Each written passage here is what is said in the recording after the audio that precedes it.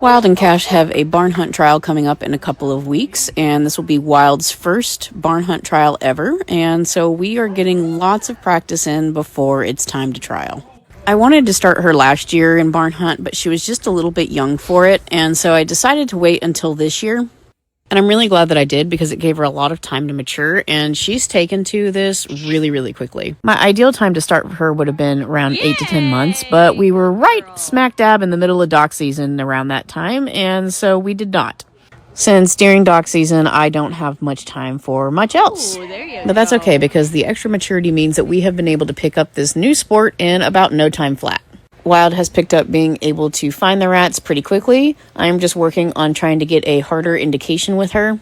And I think it's actually a little bit funny that she's slightly thrown off by the tubes. Wild has been catching field mice out on our property since she was about 6 months old, and so she's no stranger to rodents and whatnot and dispatching them. But she did think that the tubes that house these rats are a little bit strange. So that was an element in the whole thing that I didn't expect to really throw her for a loop, but it did. But Wild is pretty resilient, and so even by her second practice, she's getting over the fact that the rats are in these funny little tubes, and she is starting to become more engaged with them. So during practice, I'm spending a lot more extra time just encouraging her to interact and getting excited when she does on her own. And that seems to be working pretty well for her. And while I have not taught her a tunnel yet, she's totally fine doing a 2-turn tunnel all by herself.